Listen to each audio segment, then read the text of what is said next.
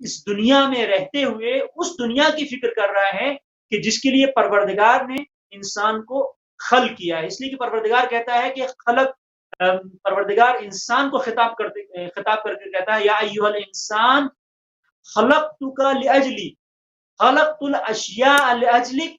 اے انسان یہ تمام چیزوں کو، اس پوری کائنات کو میں نے تیرے لیے خلق کیا ہے. فخلقتک لاجلی، اور تجھے میں نے اپنے لیے پیدا کیا ہے. اب کامیاب انسان وہ ہے جو اس دنیا میں رہتے ہوئے خدا کے لیے زندگی گزارے. وہ انسان کامیاب ہے. حقیقی معنی میں کامیابی کا تصور یہ ہوگا.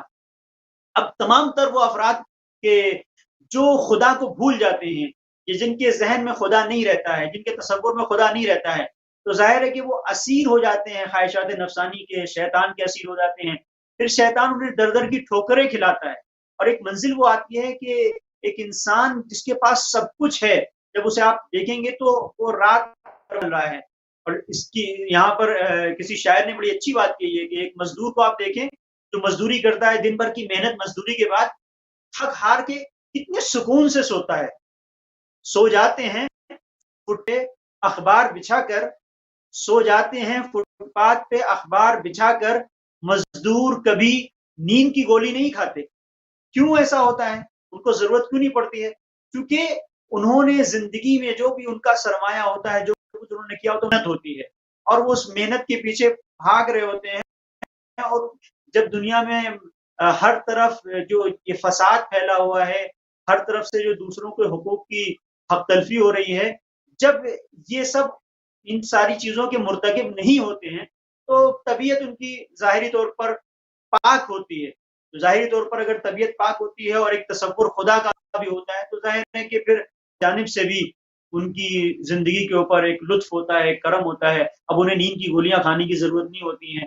اب یہ سارے مسائل ہوتے ہیں ان لوگوں کے ساتھ میں کہ جو اللہ کے حقوق کی رعایت کرتے ہیں، لوگوں کے حقوق کی رعایت کرتے ہیں، حقوق ناس کی رعایت کرتے ہیں. تو یقیناً وہ مطمئن ہو کر زندگی گزارتے ہیں، ایک کامیاب زندگی.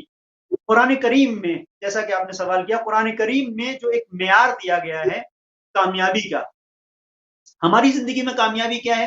جیسا آپ نے کہا تعلیم میں کوئی ایک محنت کرتا ہے اور ایک پوزیشن حاصل کر لیتا ہے تو ظاہری طور پر ہمیں تعلیم کے اعتبار سے کامیاب ہے. ہم جس چیز کو بیان کر رہے ہیں کامیاب زندگی، کامیاب زندگی کا مطلب کیا ہے؟ یعنی اپنی زندگی کے ہر شعبے میں کامیاب ہے. ایک باپ ہے تو ایسا باپ ہے جو کامیاب باپ ہونا چاہیے. بیٹا ہے تو ایسا بیٹا ہے جو کامیاب بیٹا ہونا چاہیے. ایک ماں ہے تو ایسی ماں ہے جو کامیاب ماں کی حیثیت سے ہونا چاہیے. ایک بہن ہے مکمل کامیاب بہن ہے. اگر اس کو کوئی منصب ملا ہوا ہے، کوئی عہدہ ملا ہوا ہے، تو وہ عہدہ مکمل طور پر اس طرح سے اس عہدے کو پورا کر رہا ہے، اس منصب کے فرائض کو ادا کر رہا ہے کہ ایک مکمل کامیاب انسان ہے. ایک کامیاب جج ہے، ایک کامیاب ڈاکٹر ہے، ایک کامیاب بزنس مین ہے. یہ کہاں پر ہوتا ہے؟ یہ جو قرآن کریم نے جس چیز کو بیان کیا ہے وہ یہ ہے کہ وعد اللہ المؤمنین والمؤمنات. قرآن کہتا ہے کہ مومنین سے اللہ کا وعدہ ہے اور مومنات سے اللہ کا ایک وعدہ ہے. کیا وعدہ ہے؟ وعد اللہ المؤمنین والمؤمنات جنات تجری من تحتها الانہار. پروردگار نے وعدہ کیا ہے کہ اگر تم نے نیک عمل انجام دیا تو پروردگار تمہیں بہشت سے نوازے گا. اب آپ دیکھیں کہ یہ جو مفہوم آیت ہے، اس میں اس چیز کو پروردگار بیان کر رہا ہے کہ وہ جنت کی کیفیت کیا ہوگی؟ مساکن طیبہ، اس کے اندر بہترین جگہیں ہوں گی. خالدین فیہا، یہ اس کے اندر ہمیشہ ہمیشہ رہیں گے.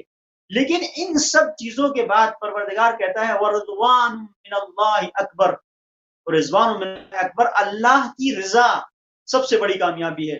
وذالک هو الفوز العظیم، اللہ کی رضا ان تمام چیزوں سے بڑھ کر ہے اور یہی سب سے بڑی کامیابی ہے. اس کا مطلب یہ ہے کہ انسان کی زندگی میں حقیقی طور پر کامیابی یہ ہے کہ جہاں وہ اپنی اس منزل پر پہنچ گیا ہو کہ جہاں اسے پہنچنا تھا، اور اپنے آپ سے، اپنی زندگی سے جہاں راضی ہو، وہیں پر یہ بات بھی ہونی چاہیے کہ اس کا خدا اس سے کتنا راضی ہے. اگر خدا بھی راضی ہے اور وہ بھی اپنی زندگی میں ظاہری طور پر کامیاب ہے تو اب یہ یقیناً مکمل طور پر کامیاب انسان.